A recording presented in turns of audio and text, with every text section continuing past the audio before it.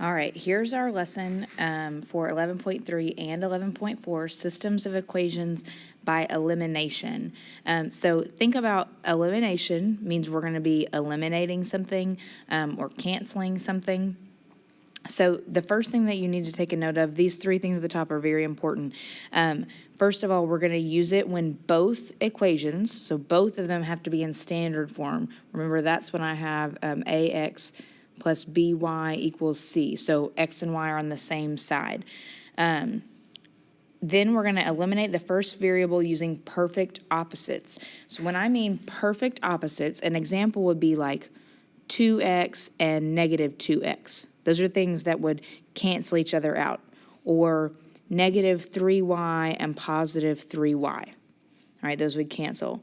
Things that don't work would be if you have like negative 4x and positive 5x. Those are not perfect opposites. I know that one is negative and one is positive, but these will not cancel each other out completely, so that's not going to work for us. They do not cancel. Also, if it said like, I don't know, 7x and negative 7y, those also don't cancel each other out because those are not perfect opposites either, because one is x and one is y. And then the last step, this is just like in substitution. Our last step is going to be to plug in and solve for a second variable. So if we take a second to glance at the bottom equations, let me zoom in on those. The question is, which one of these would be good for elimination? Well, the first one, if we look at that, the question will be, in this pair, are they both in standard form? And the answer there is no, so that's not good for elimination. You may remember that because that one is y equals, that would be better for substitution. The same issue is going to happen on number 2. That's going to be better for substitution. Number 3, both of them are going to be in standard form, so this is a good elimination problem. All right, if you look at number 4, think to yourself substitution or elimination, and you should come up that that one's a good elimination problem also. And then 5 and 6 are kind of weird problems. They don't really fall under either category, but they would definitely not be good for elimination because both equations are not in standard form. So let's look at how maybe we work a few of these problems. Okay, so I level problems into 4 different categories, so we're going to do one of each. I would call this easy elimination, and you should label this problem that way. So they've given us 2 equations. Both of them are in standard form, and we know that for elimination, we have to eliminate something or cancel something. So what you should be looking at is you should be looking here at your 2 equations and thinking, is it x's or y's that are going to cancel each other out? And hopefully when you're looking for the perfect opposites, you notice these x's right here are perfect opposites. One's positive and one is negative, so they'll cancel. All right, so we're going to cancel out our perfect opposites. Then we want to make a note that we're going to add everything that's left over. So I'm just going to add straight down. I've got 2y plus 1y here, that's 3y, equals 12 plus 3 is 15. And notice now you should have a really simple equation. That's super easy to solve. Okay, so we're just going to divide by 3, and I know now y equals 5. All right, that was really easy. We already had one step. Remember that we need to have a second variable because everything is supposed to be written as an ordered pair. So I know my y value is 5. Now I need to go back and find my x value. And we said to do that, we're going to plug in. Now here, you can pick either equation you want to. You always want to use an original equation. So I maybe make a note here that you need to use an original equation. And then also, you need to make a note, it's easiest to probably pick the simplest one. So I either pick the one that has smallest numbers or the least amount of negatives. So pick the simplest equation. Either one you pick is going to be pretty easy. So here, I'm just going to avoid the negatives altogether, so I'm going to pick the first equation. So I've got 2x plus, now I'm plugging in, I know y, so I'm going to be plugging this into the y spot of my equation. So I'm going to say 2x plus 2y equals 12. Oh, well, I didn't write that, 2x plus 2 times 5, there we go, equals 12, so I've plugged in. And now I'm just solving. 2x plus 10 equals 12, subtract 10 from both sides, 2x equals 2, and then to get x by itself, we divide, and we should get 1, x equals 1. Tomorrow, do not let me forget, I need to show you how to check this. So x is 1, so we're just going to write that that's our answer, 1, 5. Tomorrow I'm going to show you how to check it. Now let's look, this was easy. Let's look at our next level of problem. This is what I call medium. Notice that it looks like our b's should cancel here, but the problem is they're not perfect opposites. In fact, they're exactly the same. So to fix that, we're going to have to multiply one of our equations by -1, or change all the signs. So I'm going to rewrite my equations. You should always rewrite them. We're going to rewrite, and I'm going to multiply. It doesn't really matter, so I'll just pick the bottom one. I'm going to multiply by -1. And I'm multiplying every single thing in the bottom equation. So however you want to write that, times -1, times -1, times -1. All right, so the top's going to stay the same. 8b plus 3c equals 11.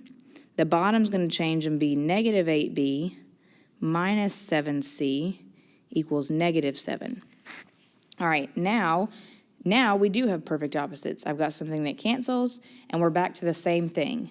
Add -4c equals +4. Divide. C is going to equal -1. All right, and then we're going to plug in to get my last value. Remember, you should always plug into an original equation. What that means is I want you picking one of these original equations to plug into, not one of the ones you change, or else you're not going to catch any mistakes that you may have made.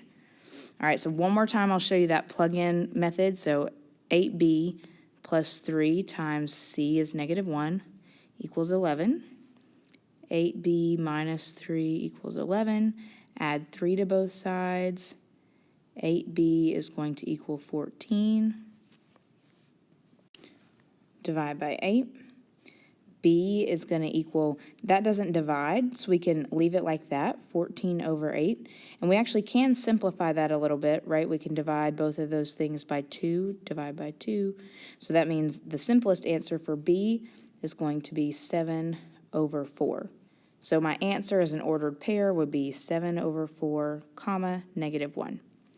All right, I am not going to go through all of those steps again. So if you are not understanding the addition or the plugging in, you may need to go back and rewatch these last two examples because I'm not going to go over that again. I am going to show you how problems are going to get slightly more difficult and how we fix that. So let's look at 2 more problems. Okay, this is what I call difficult elimination, and the problem is if you look at x's and y's, it's not only do we not have perfect opposites, but they're not even close. So it's not like I can just change the signs and make perfect opposites here. We're actually going to have to do something a little bit more. So what you want to think about is x's or y's. Think about the numbers. Like I've got 2 and 5 here, 3 and 6. You want numbers that are more closely related, so numbers that would be easier to change to one another. So if I'm thinking about that, 3 and 6 are a little bit easier to deal with because they're more closely related. And the easy thing to do would be to make these hopefully be positive 6y and negative 6y. So what we want to do is think about how can we do that? How can we change those to make them into that? Well, if I want the top one to be positive 6, that's already done. So on the top, I'm just going to leave it the same. So that's going to stay 5x plus 6y equals -8. On the bottom, I need it to become a negative 6y, but right now it's a positive 3. So I have to think about if I multiply, what could I multiply everything by to make that into -6? The answer is -2. So I'm going to multiply every single thing in my equation by -2. You can write that however you want to as long as you multiply everything. That's going to change over. So -2 times positive 2x is -4x. When I multiply here, I'm going to get -6y And then in the end, make sure you multiply the end is going to equal positive 10. And now you should see in your equation you've got perfect opposites. You've got a positive 6y and a negative 6y that are going to cancel. All right, this is how you would just finish it like normal. So I'm not even going to work that one out. Just make sure you understand why I changed this problem the way that I did. All right, we've got one more level of problem. All right, here we are at the end. This is what I call expert elimination. This time, if you look at your numbers, you should see 6 and 4 and 2 and 3, neither of those are like super well related. It's not like I can just multiply a 4 by something and turn it into a 6, or multiply 2 by something and turn it into a 3. Those numbers aren't related that way. So instead, I generally just pick the smallest, and we're going to have to change both. So for expert, we're going to have to change both equations. So I pick my smallest numbers. You don't have to do this, but this is just one way to think about it. And again, I want to think what's easy for both of these to be. I'm going to pick the other ones just so we get some different numbers. So what is an easy number for a 6 and a 4 to both become? And the smallest number I can think of is 12. So this could be 12a and negative 12a. Those would be perfect opposites. All right. So that process, if that's hard for you to think about how I'm coming up with that, we can work on that together. And now we need to think about how can I change each equation to make that happen. So what am I going to need to do to 6a to make it a positive 12a? Well, to do that, I can multiply my whole top equation by 2, positive 2. So I'm going to multiply times 2 times 2 times 2. That's going to give me 12a plus 4b equals 4. On my bottom equation, I am trying to turn the bottom, this positive 4a, into negative 12. And the only way to do that is to multiply everything in the bottom by negative 3 times negative 3 times negative 3. All right, if I do that, I'm going to get negative 12a minus 9b equals negative 24. And if you check, if you've done everything correctly, you should now have perfect opposites that are going to cancel. That would be this positive 12a and negative 12a. All right. Make sure you have all that in your notes. If you're confused, though, maybe put a question mark so you can tell me exactly which example you want me to start with tomorrow before we do your assignment.